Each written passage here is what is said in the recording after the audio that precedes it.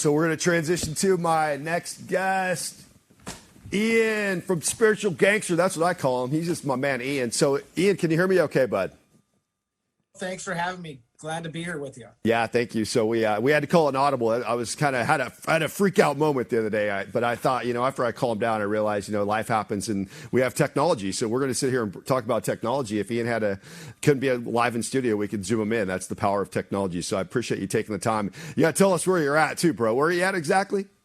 I'm in Kelowna, Canada, heli skiing. Today I took the day off to be with you guys. But oh man, I appreciate that. Well, let me give you a little context here. So Ian is a co-founder of Spiritual Gangster. He's going to tell the story of Spiritual Gangster. I met Ian through mutual friends several years ago. Went into his office at the time, and it was a pretty cool experience, kind of a Zen experience. Just the way he lives his life. He's very spiritual, meditation. I mean, the way his morning habits. He can talk about some of that stuff in a minute.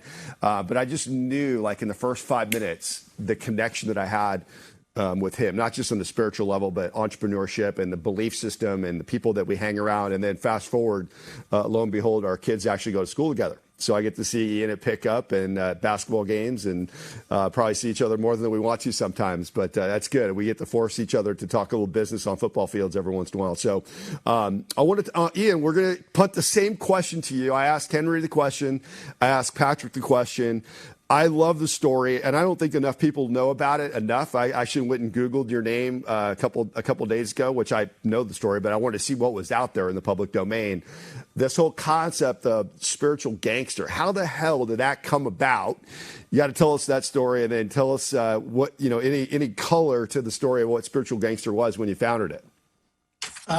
Well, yeah, thank you. First of all, it's always great to be with you, Michael, whether it's a flag football or basketball, and now being there with your audience and getting to share our story. Yeah. So, my background, I grew up in Detroit, and then I became an entertainment lawyer in LA. And during that time, I got really addicted to yoga, and I was watching yoga boom. And I ended up quitting my entertainment law job, moving to Arizona and opening a chain of yoga studios. About 10 years ago, and at that time I was traveling all over the world, and I was teaching yoga to hip hop rap music. So one time during class, I would play like Tupac or Biggie Small or stuff like Stevie Wonder and stuff with a really big beat so I could get the entire room like a school of fish on the same page. It was really an amazing experience. And a friend of mine came up to me after class one time. She said, "You're like a gangster, a spiritual gangster." And we had some boutiques in our yoga studio. We were sort of ahead of the curve there. We're like, fitness boutiques didn't really have clothing. So we started, my wife, Vanessa, as well, she ran our boutique, and we started making some t-shirts that said Spiritual Gangster, and we started selling them in our yoga studios. About 10 years ago, I sold the yoga business to Lifetime Fitness, which is now a publicly traded fitness company. And Spiritual Gangster was really sort of an expensive hobby. What we realized is we loved what yoga did. We loved how it opened us up. We loved the community we created. We wanted to find a way to take those vibes and that community and build it globally. So Spiritual Gangster for the first kind of year and a half was more of an expensive hobby. My wife we knew nothing, first of all, about the fashion business. I'd never been in retail. It was just, we wanted to find this touch point to bring this energy and these vibes and get them out behind the four walls of the yoga studio. So it started, we'd buy blanks. We were storing them in our garage or our house. Our kids were tagging the shirts, and it was very much an expensive hobby.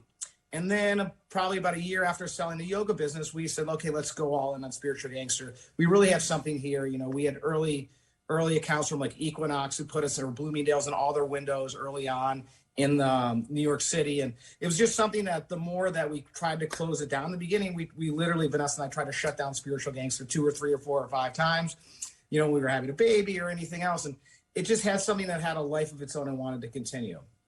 So then we really had to figure out, okay, if this is going to be a business, how do we scale it and grow it, and how do we learn? And, there's so many challenges along the way. And I mean, Henry's got just an amazing story about my dad used to tell me, you'll figure it out, right? So you just got to keep coming at it. Sometimes it takes 20 times, sometimes it takes 100, but you know where you want to go and you set the direction, and it's all about pivoting and being open. But a lot of Spiritual Gangster for us I always tell people it's a movement disguised as a clothing company. and it's about making people feel better, and it's about making people, it's almost like superhero clothes for adults. So I've had more people tell me, you're like, I was struggling with cancer and I wore this every day and it helped me. I wore my warrior shirt, or I wear my spiritual gangster shirt when it's really important to go, when I go, meet. It allows people to be their best selves. And, I'm a big believer of, it's like, it always starts with you, right? And the more you can be positive, the more energy you can have, the easier everything else becomes. So I think that spiritual gangster for us is really,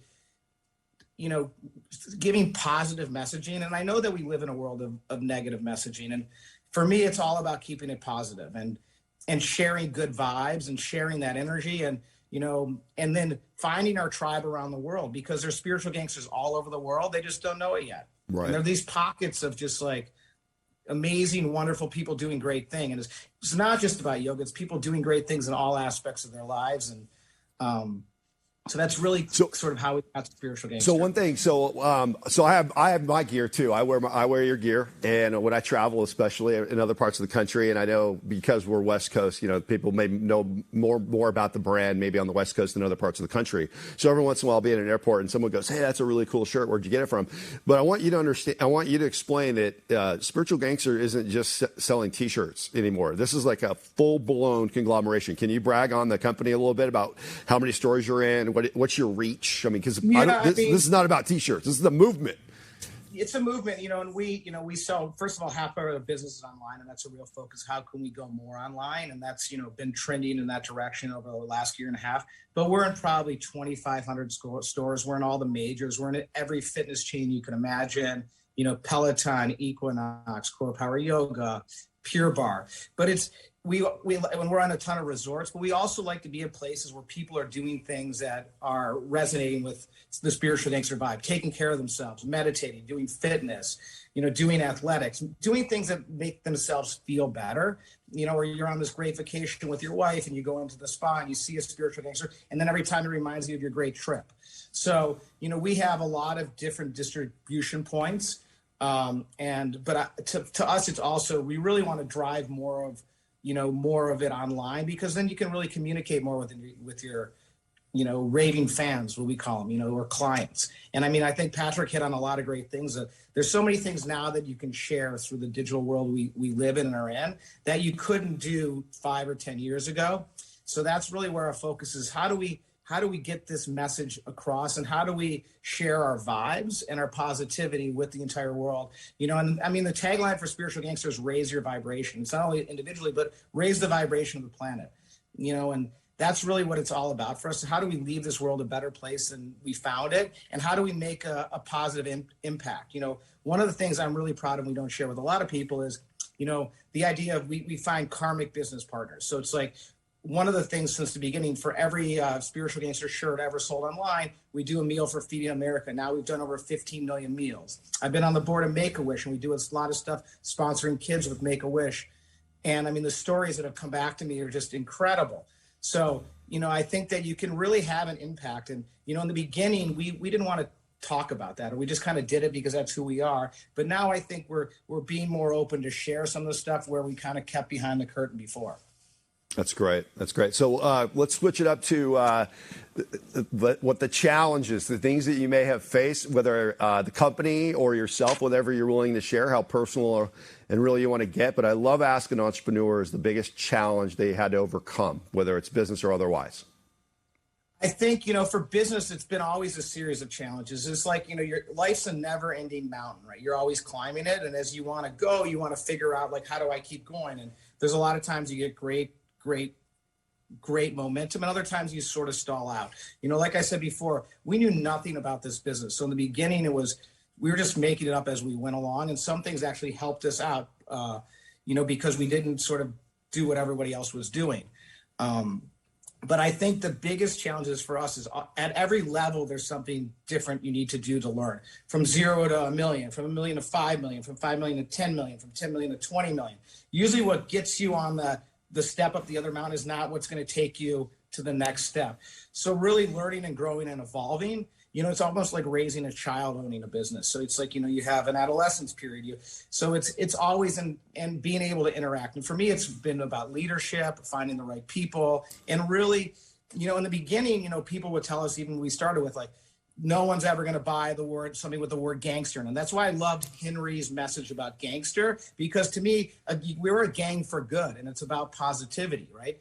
And it's about it's about hustle, and it's figuring out how to make it work. But I mean, more people told me, oh, Bloomingdale's will never sell anything with the word gangster. And these are people working for us. And, so you have to really not set these false ceilings on yourself or limiting beliefs, and really believe in it. And I think, one of the biggest reasons why Spiritual Gangster has been so successful is because we believed in what it can be and the difference it can make.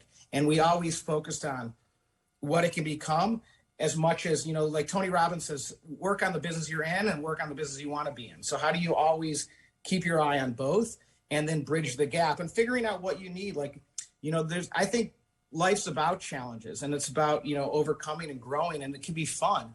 People, sometimes they get discouraged, but like part of the game is figuring things out. And I think that's really a beautiful thing, to have a laboratory that's making a difference for positivity and sharing with the world. And you're also evolving personally and professionally as you go. That's great. Well, one of the things one of my favorite aspects of what I do is connecting people. Obviously, that's what we're doing here today. I mean, the three individuals I brought on didn't know each other from anybody until I brought us all together. And this is, the beginning of something awesome. But I want you, and I'm going to let you speak on this one, bud. Give us a tease. What are you working on? I know that people are always asking, what's that guy up to other than Spiritual Gangster? He's got to have something up his sleeve. He's an entrepreneur. He's always thinking. So what can you share with us? So, one of the things I've been working on, I started writing a book in March, and I'm almost finished with it. And it's really, I based it one of my favorite books is The Alchemist. So it's sort of fictional story with messages. And so that's been fantastic. It's been taking a lot of my time and bandwidth. And then I'm also very into health and wellness and vitality, and, creating experiences for people to go and enjoy and evolve. And so that's been like the biggest use of my time. And I also, for us, is really, really fueling Spiritual Gangsters' growth and getting the right team in there, and, getting all the resources so they work together.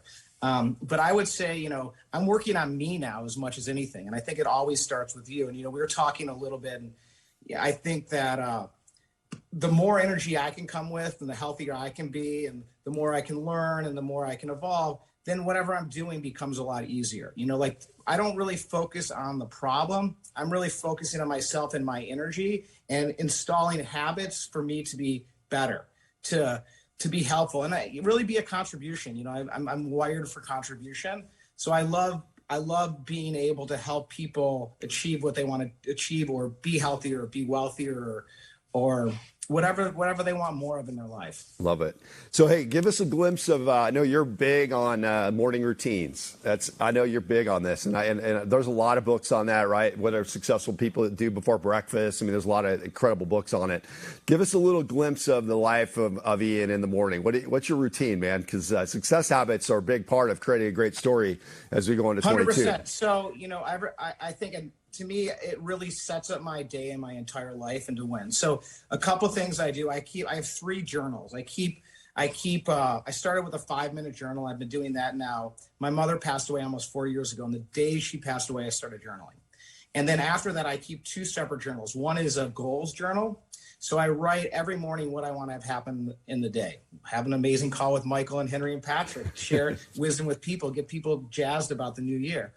And it always happens better than I want. But it's also important. I don't just journal in like, hey, I journal. I believe life is a platform. So you want to have relationships. You want to have wealth and finances. You want to have the right attitude. You want to be creative. You want to have serendipity and synchronicity. You want to be in the flow and in the zone. So I write goals in each of these areas. So, you see people who have no health and tons of wealth, or the other way around, or no relationships. I believe you want to have an equally balanced platform that rises. So maybe sometimes your business is going great and you're focused on your business, but now my relationship needs some more focus. So really goaling in each of those areas. And then I also see, how am I doing in those areas? And my second journal is, I write throughout the day of my wins. So, Henry nailed a thing. It's like, we're wired, right? So you want to basically change your neural pathways. So I only write about the good things that happen. got to go hella skiing with my best friend. I got to do this call with you guys. My son's loving his basketball team. You know, all these wins that are great. I'm writing only those things down. So I'm reinforcing those neural pathways versus focusing on, you know, whatever else. And now I'm really wired to, you know, wherever I go, someone's there to help me. They like almost appear out of nowhere because I say I create friends everywhere I go. So it's like I'm at the airport or I'm at the hotel but people show up out of nowhere to help me out to get what I want. And now I rely on that. And then every morning, you know, this morning I did half an hour of Wim Hof breathing. I'm a big fan of Wim Hof. I've interviewed him before, spent some time with him. I do a meditation. And then I did like 45 minutes of physical exercises that I've been doing. But every day I set the platform with that. Because what happens is, you know, there's sort of two things going on. There's your energy and what you're bringing in the world. And there's sort of like this default, you know, frequency that's applying to everything. And that's going on even when you're sleeping. You know, so you have to wake up, and most people wake up and they go to their cell phone or they go to social media or whatever. For me, it's like, if I'm going to surf the waves of life, and this is the best analogy, life is like surfing. You got to get out there. So you got to learn how to and you have to have a board, and the board is my energy. So the more energy platform that I can build, the easier I'm going to be able to surf all the waves of my life. And also too, it takes some effort to get out there and be in the right position. But if you put the work in early, then you can ride the waves where other people are just getting fucking pummeled by the waves. So it's just a different deal. But I do think that for me, that's the most important part of my life is setting up that morning ritual and routine and staying connected with that. I love it. I love it. All right, man, before I let you go, you got to give us your takeaways for next year here. 2022, we're setting goals for everybody out there. You got life skills, success strategies, I call them. You got a couple takeaways for our audience. What would you say? I think, you know, I'm going to say a couple things. I would say one line I like is your issues are in your tissues, right? So you need to be able to get that stuff out of your body. Like the thinking, like Henry's talking about, will manifest into the physical body, right? So it's important that you get your mind right. And then also to get your body right. Because if you're not physically in great shape and have energy, everything's harder or challenging. So you're going to make your whole life easier if you focus on yourself and just set up these simple wins. Maybe I'm going to walk 10 minutes a day, or I'm going to do 10 push-ups. You know, I'm a big believer. I have long goals, 10-year goals, and I have 1-year goals. And I think most people totally underestimate what they can do in 10 years, but they also overestimate what they can do in 1 year, and then they burn out. Like I'm not going to say I'm going to run a marathon this year, right? But if I want to run a mile, great. In 10 years, I could run a marathon if I was interested in. But really being realistic and doing things so you can gather momentum with those goals. And you know, another thing that I would share with is one of my, I would say, keys to success is being aware of synchronicities, coincidences, and serendipity. They're all around us. The universe is always communicating with us. And the more open we can be and tuned in, like, you know, alert, aware, accurate, seeing what's happening in reality, the more clues we can pick up on. And if you read on most people's success stories, you know, one, they have hustle like Henry and they're wanting to make it happen, but they have a plan. Then they show up and someone sitting next to them ends up being the guy who makes the movie for them or the guy who gives them the job. So just being aware of and showing up and being present, I think that's a real key. And being aware of coincidences, serendipities, and synchronicities, because they're really feedback from your environment of what's happening. That's so true. I remember one time, I'm a big believer in that. And when I was learning this technology, this belief of attraction, I was so in tune. Like I would wake up every day, like on a business trip, and I would literally say to myself, who am I going to sit next to on the airplane? Because something's going to happen. Someone's coming into my life today, somehow, some way, but I have to pay attention. But if I don't, you know how it is. Most people just kind of walk around life with their head down. They're not paying attention to what's around them. And a lot of times the power is already within, or it's already in your network, or it's people you know, but you don't even have your head up to see it. Well, and I think too, the other thing too is like, you know, I think it's an Einstein quote, but it's like, the biggest thing that you have to choose is it a friendly universe or is it an unfriendly universe? And if you realize like everything here is working for me, you know, and it's conspiring to have my dreams happen and what I want. So how can I show up and then be present and alert and aware and tuned in enough to really recognize all the abundance that's around me and all these miracles that want to happen in my life? I love it. Ian, thanks so much for taking the time, man. I know you're probably you. freezing your butt off up there, man. Have some fun. Thanks for joining us. And I'm going to go ahead and wrap up here in a minute. We'll see you this week, bud. I'll see you at school. Thank you. All Thanks, right. guys. Sounds good. Thanks, bud.